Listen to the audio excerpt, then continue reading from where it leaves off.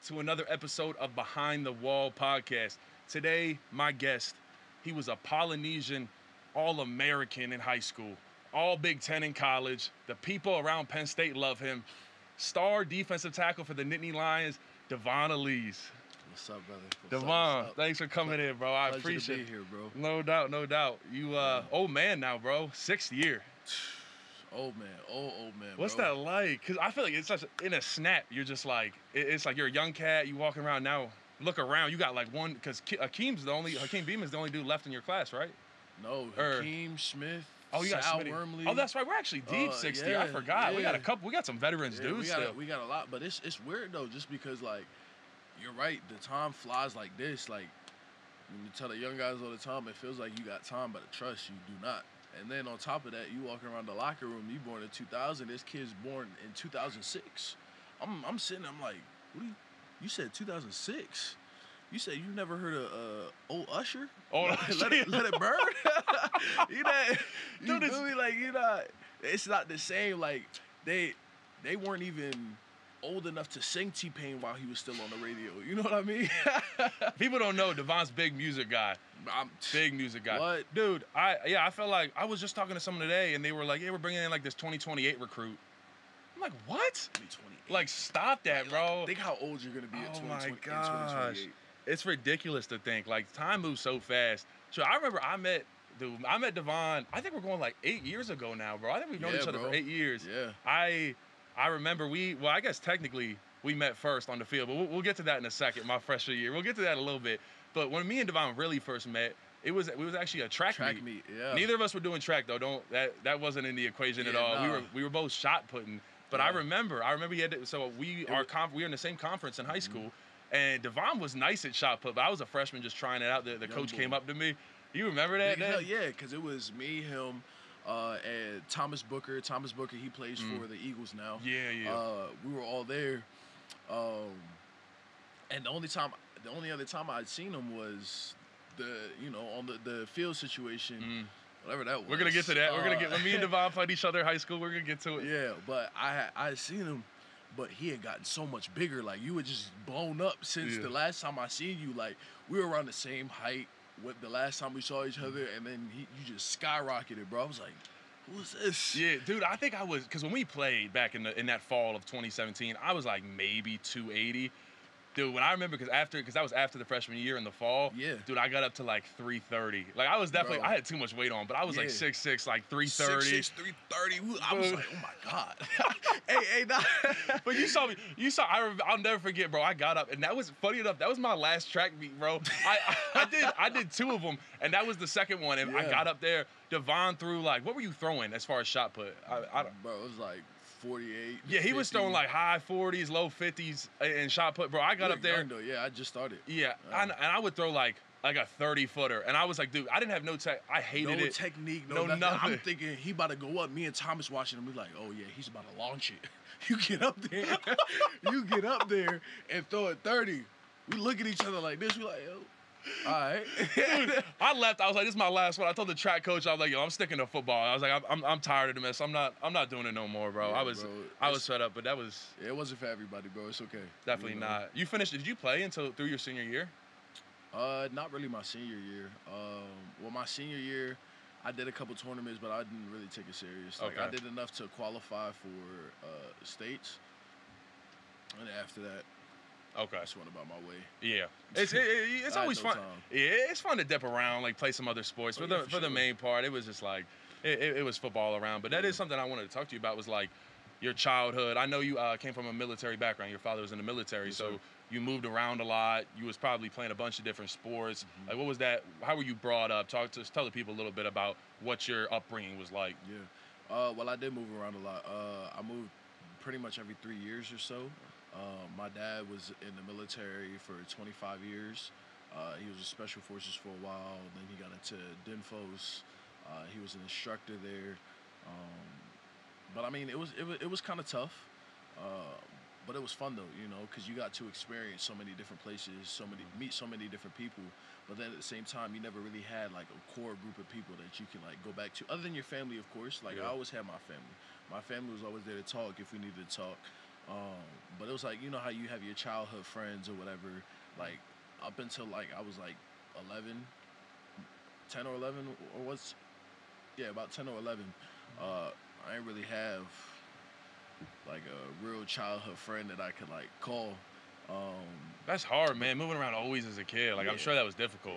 Nah, but yeah, for sure. But I think it made me who I am today, though. You know, just because whatever situation I'm thrown into, like I make it shake. I was gonna say this dude, bro. This dude, you put him in a room. It doesn't matter who it is. I do not care. He's making them laugh. He's making people comfortable. Like this is that actually makes so much sense. Why you were just comfortable in all settings. Bro, I've seen it. Because you gotta like you gotta think, bro. Like you're thrown into those situations. If you're not comfortable or you can't make it shake for yourself during that point in time, it's just like you're gonna be dead in the water before you even start. You know what I mean? You're not even really gonna get a chance. They never really give the new kid a chance all the time. So you gotta make it shake, and I learned how to make it shake until I got to Maryland.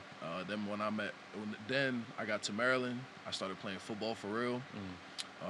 And I met my dog Shane. That's my brother for real. And then we played every sport together: basketball, football. Shoot, he was a dog too. Yeah, I only scrimmaged against him, but it wasn't a fun scrimmage playing against St. Francis. Yeah, he did. He played for St. Francis, St. John's, Gilman. I mean, freshman All-American at Alabama. Yeah, like dog. He's a dog. But yeah, he met him, and then we just did everything together. Like all games, every weekend I was at his house or he was at my house, or we were doing something. We were going on vacation together. Like our families are like real mob ties. And before that, I hadn't really played a lot of sports. Like I play baseball, but you know it's t-ball. You know what I mean? Yeah. I tried soccer for a little bit. I kicked the ball a little bit too hard. The kid started bleeding from his nose and his mouth, and then I said, "Yeah, nah, this is not." Dude, for I me. can't do the non-physical sports. I need a little physicality I need a little shoulder check. I'm a little aggressive. I'm a little larger. You know what I mean? Yeah. But yeah, and then I went from playing for the Silver Spring Saints. First of all, we lost every game. I will say. I thought a lot of guys around our area, like they were elite in those younger years. No, for sure. But you got to think, I was just getting started, and then I was too heavy to play anyways. I was playing in a weighted league and weighed 210 in the 5th grade. So then, pretty much that whole summer leading up to that fall season, I ran every single day, like every single day, up until I got to like 188. So then I did that. Then I went to Maplewood. Shout out Maplewood, my dogs. I played with them for a while, and then I got picked up by Coach Tony Ashley. Good counsel, good counsel connect. Yes, sir. So, I talked to Coach Ashley, and then, me and Shane on the same team, of course. We went to the Mahoko Lions. Won us a little chip, you know what I mean? little league championship. You don't forget those, though. I will always say you never forget those. Bro, you never forget. Like, I remember that day so vividly, that game so vividly, because, like... How old were you think? Bro, I was... Shit. I'm sorry. I was 13. Yeah. Because I was 8th. Yeah, that was 8th grade. 8th grade, yeah. Dang, that hurts, bro. It hurts for you to say I was in my 8th grade state championship, lost. Yeah, I was like 13, bro. We played, who was it? The Hamilton. We played Hamilton Tigers. Yes. Yeah, by the way, Maryland Little League football gets serious. Like, this is some serious stuff. So we played Hamilton. They swore up and down we cheated just because everybody was like, we weren't a fully healthy team up until the end. And then when we came back in the end, we could spank it. So we played them. Everybody swore we cheated. It's whatever. I remember that day. Right after that, literally, we took photos with the trophy, whatever, and then we ran to a basketball game. My dad was so mad at me because he made it a point. He said, pack some shorts for after, because we went and played a basketball game right after. We won, by the way. So of course. So we get into the car. I'm looking down at my pants. I look in my bag. There's no shorts. So then I look back.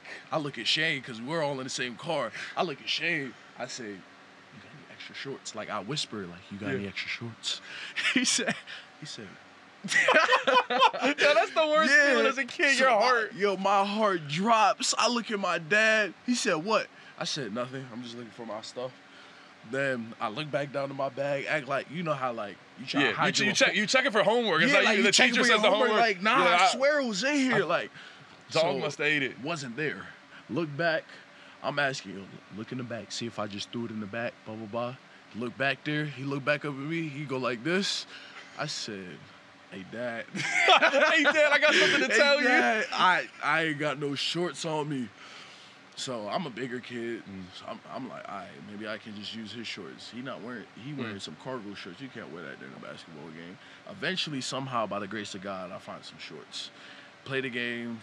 You know, I had a little 15 ball, 12, 15 Oh, ball, yeah, a little something. You know what I mean? I've seen the Ellies on the court. You know what I mean? Yeah, a little 12, 15 ball. And then end of the game, won. And then we just went and celebrated the championship and the winner of the game. That's such like a little league day to play in a championship game, bro. And then go play a basketball game afterwards. Bro, like that's how it was growing up, especially in Maryland. Like you're going from activity to activity to sport to sport. Bro. It was one after the next, bro. But you saw 8th grade, then you get to McDonough. What was that? Man. I mean, McDonough, for I think most Penn State fans know McDonough because of the pipeline where we basically get a player every year to Penn State from McDonough. Yeah. But what was that like coming in fresh, like those early years, like freshman, sophomore year at McDonough High School? It was honestly an experience just because I had never been in an environment like that. Like McDonough, I lived at school. It was a 5-day boarding program. And then I pretty much just learned from PJ and then my dog Jordan. They kind of taught me everything for real. You know what I mean? And so McDonough, it was definitely an adjustment. I struggled academically for sure, just because like in middle school they didn't really care about you. Yeah, like, just pass them along, you get it through. Yeah, like didn't matter. Get them through. Like they didn't really care about you. Like it was probably two teachers in my middle school that really cared. And I remember one, Miss Bromell. Shout out to her, man. She got me right. She's the one that actually cared. But other than that, bro, those are the best. You never forget those teachers that like actually looked out and like cared. You could feel it in your heart that they cared about you. You never forget them. Great teachers can actually change the world, bro. You can change somebody's entire like trajectory of life. Like it's so important to have like great teachers who actually care. Like that is such an important thing. You were talking about playing with you played with multiple Penn State Nittany Lions. Yeah, so first of all, I learned from I went with PJ first. Yeah, PJ Mustapher, sir. I was his shadow, whatever, when I first got there. Then when we get there, you know, PJ, one of the top players in the country.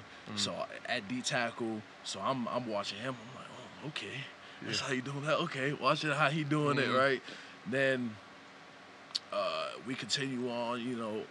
My other brother Smith, big brother Smith, that's my dog right there. He played defensive end, learned from him too. He was a big Aki, strong, like played lacrosse, fast, strong, like ridiculous. Learned from him, and then you know Kurt enters the picture. Kurt, the young boy, that's who also played here. Curtis Jacobs. Yeah. He enters the picture. He's playing linebacker. He transfers in from Gilman. I didn't know Curtis. I didn't know Curtis went to Gilman. Yeah. I didn't even know that. Really? Yeah. Okay, that's crazy. He came in from Gilman. I mean, Kurt was just a young guy. He eventually kind of grew into his frame. You know what I mean? Like Kurt, he had a lot of like baby fat on him. He was a younger guy. Yeah, you know little guy. Yeah, that's how it is. Guys got to grow into themselves. Dude, we had crazy. So like. The pipeline, for people that don't know, from McDonough to Penn State, it started with, I guess, PJ Mustapher in 2018. Yep. And then it went Devon 2019. Yep. Then it went Curtis 2020. We lost out 2021. I thought my man Greg Penn. Yeah, I thought he went to LSU. Penn. Shout out Greg, though. That's both our guys. Bro. He plays at LSU. He's a dog. And then came back, got denied, then came back again. And got Mason Robinson. I don't think we hit on anybody. Will Knutson in that 2018 class. Shout out to Will, man. You're right. Strapped Chase Young. He did. We had a walk-on offensive lineman that also went to McDonough, and I think we picked up a 2025 commit too. So there is a clear pipeline. So that's young wide receiver guy. Shout out to that young boy. Okay. Man. All right. There we go. But we're talking about high school days, man. I gotta get into this. We were talking about it. My freshman year. So I'm gonna set the scene for you. 2017. I'm a freshman, man. I'm feeling good about myself. I'm going to a school called St. Vincent Pallotti. I look at our schedule, week 1, McDonough. So I look at the time, we got Devon Ellies, PJ Mustapher. Like this is like a sick group of guys that is just straight ballers. And I'm like, all right, let's go. So we're preparing for you guys the whole time, and that's all we're talking about. We get to the game, we pull up. You guys have a real nice campus. Like McDonough's campus is real beautiful. And our coaches, they like to, make us, as the kids say, pump fake a little bit. That means, perp. That means you like to exaggerate. You like to flex a little Fraudulent bit. behavior. He swears. Fraudulent behavior. Listen, Devon says we weren't really about it. So what happened was we get on the field. We start warming up, and they're stretching. We're both all kind of near the 50-yard line. And we start chirping. Like, our guys are turning around. I think even our coaches at the time, like, I think one of our head coach got suspended for 3 games. Yeah, he's talking crazy. He going to the middle. Y'all ain't about nothing. Blah, blah, blah. Yeah, our head coach is there smack at all the players, screaming at him. So looking back in hindsight, it's probably, a little bit of a mistake. But so everybody starts chirping because then our coaches chirp. And, when you're a 14-year-old kid. Yeah, mind you, he was on the team with Blake Corum. Yeah, Blake Corum, Michigan running back, now on the Rams. Yeah. Keziah Izzard, who's one of our defensive tackles now, he's also on my team. So it's straight college football studs. We going at it. And, dude, so we start chirping at each other. Next thing you know, you guys kind of go off. And, look. And so how it's framed in our eyes, our coach comes back. He's like, yo, McDonough quit. He said they don't want none. He said they don't want none today. No. First of all, I will say that was on the administration. That wasn't on us. Because look, they brought out a hammer out of nowhere. Don't know where it came from. I gotta listen. They just popped out with one and then slammed it in the middle of our field. Disrespectful. I gotta tell this story real quick. My man Blake Corum, shout out Blake with the Rams, just got newly engaged. That's my good man for life, dude. Blake brings out this Pilate hammer. We had the high school, and it was like kind of this hammer for show. Well, we're on their field. You guys don't have a turf field. You had a grass field. Yes. So like we're out there. We're like, yo, they forfeited. We're all like hyped. We're like jacked up. We're like, yo, Blake, go get the hammer. Yo, he goes get the hammer. I'm gonna find this video. I'm gonna put this in the podcast. He gets the hammer. We're like, whoo! You saw the video, and Blake slams it into the ground. Bro, I look at it, and it is like wedged in your guys' ground, in the grass, and I'm like, oh no, dude. So next thing I know, like our coach brings us up, we start running suicides on their field because we decided to bring out the hammer. So our coach is like, all right, we're not gonna play, and you guys want to mess around slamming hammers around here? He's like, we're gonna go do suicide. So like all the parents from both sides are sitting there watching us do suicides. They went back to the locker room. They're chilling. I remember too. I was screaming. I was like, PJ Mustapher. Yeah, I was like, talking. Mind you, look. Mind you, Landon is such a young kid. I'm a freshman, he's bro. A freshman. First high school game ever. Jersey don't even fit. Pants barely fit. Like it's all loose on him. And like he talking crazy. We're like, bro, you know what we would have did to you. But look, he talking crazy, and we're like, yo, there's no way we're letting them go with this right now. Our coach walked in the room. He said, yeah, guys. I don't know. They're not gonna let us play. If it was up to me, we're out there playing. But administration thinks this is a dangerous situation. We look around, we're like, dangerous situation? There's no way they said that. We're like, yo, there's no way they're scared. Right? Dude. So we all like, nah, let's just go out and play anyways. Let's do it. Yeah. Right? But they're like, yeah, no, if any of you guys go out and play, you're suspended, blah, blah, blah. We're like, here we go. Dude, it was so crazy. Like, I'll just never forget. There was like fights in the parking lot afterwards. I'll never forget because like I was chirping so hard at PJ pregame. I don't know why I was doing that. Yeah. Like, think of this. I'm a freshman. I don't have no offers. I'm brand new. I like you said, I don't even fit in my jersey yet, and I'm chirping at like a highly rated senior defensive tackle that's already committed to Penn State, and I'm chirping. I'm like, PJ Mustapher, like, you suck. I'm coming for you. So I remember when I came up to Penn State, I would be like a little nervous. I'd be looking, I'm like, yo, where's PJ at?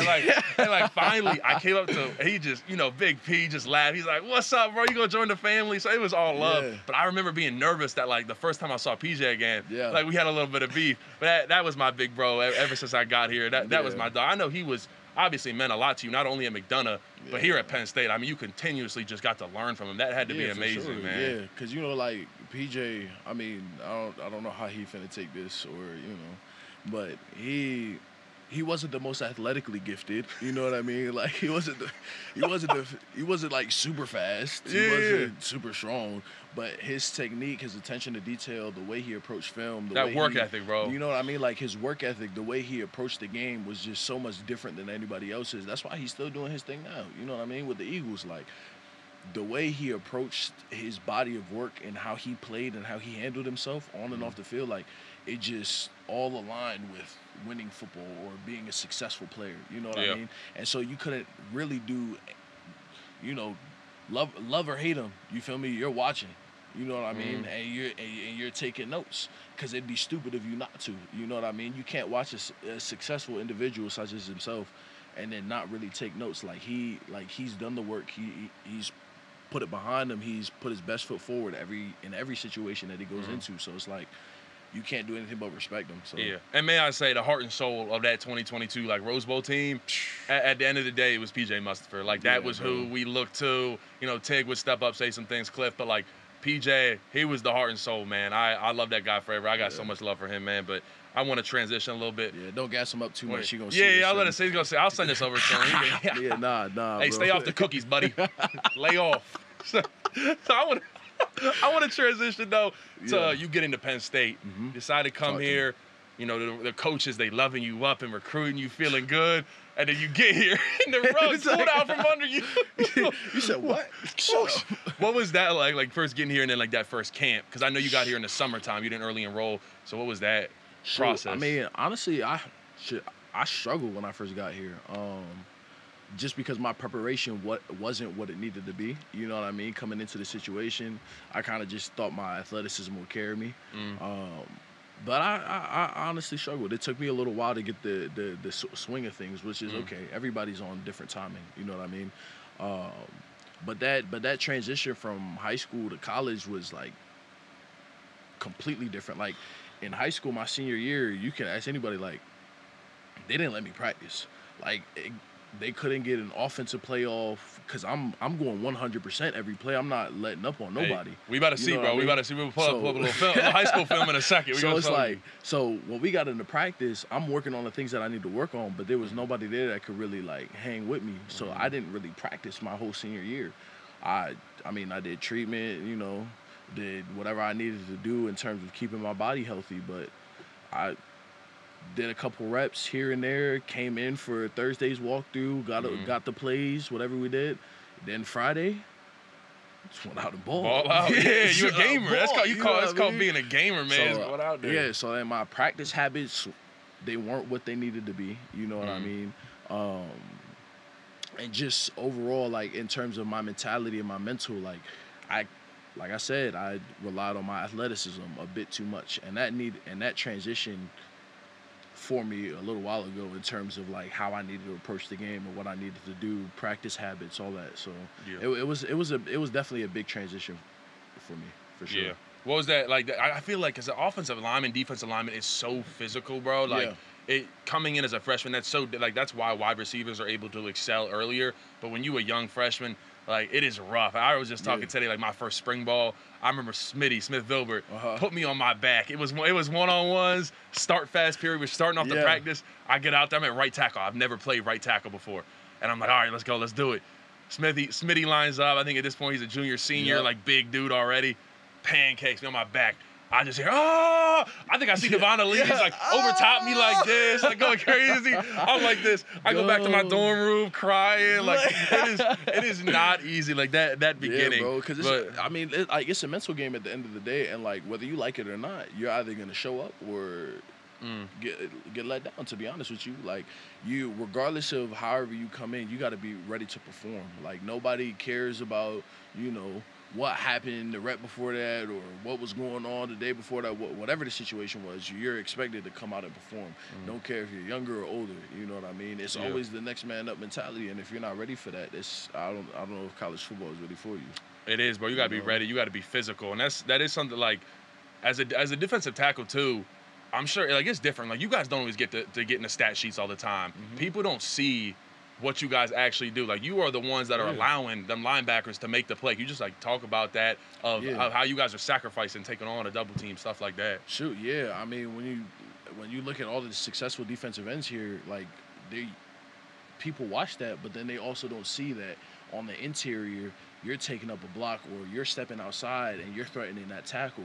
Now you got Chop and D's and AK, they just coming off the edge free. You know what I mean? Deny, like, I remember there was a couple sacks AK's year. It was because we ran a stunt and the stunt was just executed well on both ends. Boom, he just walked into a sack. And I mean, you got to think about what it takes to get to that pass game. You know what I mean? You have to stop the run first. And how do you stop the run? That starts with your 2 interior defensive tackles. And without good 2 interior defensive tackles to stop that run, or at least threaten them so they're hesitant to run, it's kind of a slower game. You know what I mean? And that's just a situation. Like, for example, like Michigan, they had a set where they had 9 offensive linemen on the line. You know what I mean? And so that's hard for 2 interior defensive tackles to cover up. You know what I mean? It's purely a numbers game. You know what I mean? You can have great defensive tackles, but it's just like once you eliminate them from the equation, you could run all day. Yeah, we got to. Yeah, absolutely. They're so underrated. It is the offensive line of the defense. You guys are, how we open holes for the running backs. They are essentially opening holes for those linebackers to fill. And then we have stunts and blitzes where we're like, all right, cool. We're gonna bring the guard with us because we know the guard is gonna follow, and now the linebacker is gonna shoot into that A gap. You know what I mean? And so the more double teams we take on, the holes open up, and it's just wide open for a linebacker to just run through. TFL, boom. Yeah, build that chemistry, like man. You seen Kobe was the lead tackler. Dude, I talk about it all the time. Like, Kobe needs this credit, but you guys, I did a Kobe film breakdown. I was circling you and Zane, especially. You guys are creating so much penetration, and that allows him to get free. Like, you hold up that guard for an extra second. You know what I mean? That gets Kobe in there. Kobe just shooting gaps, doing what he do, and that's easy plays. We all eat off that. You know what I mean? Yep. The team becomes better just because of that. We got some good. You and Hakeem Beamon coming back. We still got Zane Durant. Like, we got some dogs at defensive tackle. Kozia Izzard. Zoe coming back too. We got some dogs up front. It's going to be a good year. But Devon, I'm gonna take a look at one of your high school plays. I'm gonna take a look at one of your college plays real quick. You ready to do it? Yeah, let's do it, bro. We going back for this first play. Looking at Devon's highlight tape at McDonough. Dude, this 5-1. Listen, just plowed through. I was actually looking at this. I was like, I want to look at one of his high school plays, dude. So let's just notice, like, he first off, he gets the double team. You got the center and the left guard. Yep. And then like breaks through that. Then we got the running back trying to pick him up too. Boom, get him out of the way. Take the quarter. I mean, like, this is the dominance that my man was talking about. And mind you, this is a PA team, so any PA people that want to talk, about PA football versus Maryland football, this is what I was doing. So, and I'm pretty sure they won a state championship in recent years. So, I just had to give a glimpse of this real quick. I mean, this shows. I mean, and the crazy thing about this is the play before, right, or the series before. I had a pretty decent series, but my dad, he came from down to the sideline. It was one of the first games. He came from right there. He said, "Hey, boy, you're having a good game, but you ain't got no sacks yet." I said, I bet, watch this. Now, look, I come up, I turn his shoulders, I open him up because I knew the center wouldn't be able to hold me, push through that running back, and I get a sack. This is the first play in the series. And then I get up and I point up. Pointing right to him. I pointed at my dad. I said, I told you, I got you. I got you right here. Yeah, a little point. Yeah, right That's there. That's cool. Dad. I like it. All right, we're going to shift over. Now, this is Michigan this past year, and you can't see right here, but this is the first play of the game, if anybody remembers. And that's like setting the tone, and up front in like defensive tackle position. Yeah, you got to set the tone early right there. Yeah, so I know that had to feel good to start out like that. No, it did, bro. Cause I went into that game the night before. I couldn't really sleep the night before that game. I was like, yo, this is the one. This is going to decide whether or not what our situation was. I mean, of course, you know how it turned out, but the night before, I was like, all right. You got to go out here. You just got to ball. You know what I mean? I called my pops the night before. I said, yo, this is one of the bigger games of my life. You feel me? And so went out there. First play, made a play. I said, yes, sir. Then you fast forward, the third play, I made another play. And I was like, yeah, it's good. It's up from here. Feeling good. Yeah, I was like, dude, just to be able to break through this type of double team right here, too, though, I mean, that's not easy at all, especially against a Michigan offensive line that is really good up front run blocking. Shuck him to the side, get in the backfield. See, and the good thing, and this is another great thing, too, about having good linebackers. Like, I come off, I strike that guard. So 73, I got so much penetration, he wasn't able to pick me up. Right. But because that guard was so focused on trying to climb to our linebackers, climb to Abdul, I was able to come off free because I had my hands inside. And then once he tried to shut off, I just, boom, went down the line and followed Blake. So. Easy. Yeah, that's big, setting the tone big early on. Yeah. So we talked about Devon's early life, playing ball, all that stuff, looked at a little bit of his tape. But now I want to enter into something that I call this or that. Gives you a quick look how to understand Devon, things that he likes. I threw in some good ones in here, so I'm interested to see how you're going to feel about it. So if you don't know what I'm saying, I'm going to start it. You'll get the vibe of what it is. Yeah. So first one, we got Disney or Nickelodeon. That shouldn't have Disney. Well, Disney. That's you it. Know, you can't. Nah, you got to address it, though. Like, you can't. We all saw it. We all watched it. HBO did a good job. Yeah, I feel bad for them, bro. Yeah. But, Disney. I mean, not that Disney didn't have their own problems. Fair point. But really, I'll go with Disney. Yeah, but realistically though, like what was like Sweet Life of Zach and Cody, there was some bangers on Disney. Oh, what? Were there? A lot. Were there? And then the Disney Channel originals? What? Sunday at 7 p.m. Central? 7 p.m. I never knew what that meant. Yeah, every single time. I never knew. I didn't 8 p.m. Central. I don't know why they did that. Not that many people were ever in Central Time. It was really confusing. But that's a childhood classic right there. Yeah. I like it. Disney. All right, we're going Disney. Yeah. All right. And Disney originals were crazy. Yeah. They knew what they were doing. Number 2, we got, would you rather teleport or read minds? And may I say, read minds. I'm just going to throw this out there. You're playing football. You play defense, too. You're going to be able to know what that quarterback, what that running back, offensive line's thinking. See? But then, I mean, teleporting. I mean, to be honest with you, I don't even know if I'm doing that. Like, you got to think, right? There's so many other things that you could do. Like, you could realistically become extremely rich. That's true. You don't even got to play ball anymore. You could be. Yeah, bro. You can find so many easy ways to be a millionaire, I feel like. Like, easily. Just save your body. Read your mind? Yeah. Like, okay. you can ask a millionaire, yeah, what's your pin? They're going to think about it first. Bang. Okay. Now you thinking. Now you thinking of being a scammer. There's a million different things, bro. I can't even think. Well, teleporting, bro. Teleporting is. Sometimes I think about that. I'm like, dude, I would. You could just. Where would you teleport if you teleport one place right now? So, I would teleport, see my shorty. To your girlfriend? Yeah, I go see my lady. That's a good answer, bro. I like that. My lady. I like that. Bro. You know what I mean? I like that. That's a good man right there. That's a good. I'll go teleport. Teleport? Okay. All right, I like that. We got SAC or TFL, and I think there's an obvious answer here to a lot of people. SAC.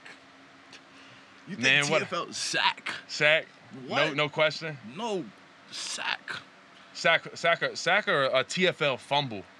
Ooh, a little turnover. Now you changing the game. All right, so I changed up the question, but I feel you had still SAC. Yeah, I was gonna say there's no better feeling because there's no worse feeling for me when I watch someone get a sack on me. You literally shut down everything. Yeah, it's SAC. It's a bad feeling. Yeah. Live in the present day or live in the 90s. You like how your life is, or you want to go back in time a little bit? Bro, you got to think about what was happening in the 90s. Like, there was no cell phones. It was all good music, good vibes. Life was good. People had more fun, I feel like. Like, the 90s just looked like it was more fun back then. I'm so jealous my parents went to college in the 90s. What? I can't believe it. I might have to go. You're giving up a lot of technology, though. A lot of easy things that you're giving up. Like, I'm trying to think. Bottled water, honestly, like, wasn't even like, I didn't even really know that. Bottled water wasn't like a true thing. Like, it started becoming the 90s, I think. But like, bottled water wasn't a big thing at all. Like, that's how much we're taught. Like, I mean, to be honest with you, what were we talking about earlier? See this box right here? Yeah. This was probably $1. Dude, we're talking about this Wheaties box. The audience can't feel it.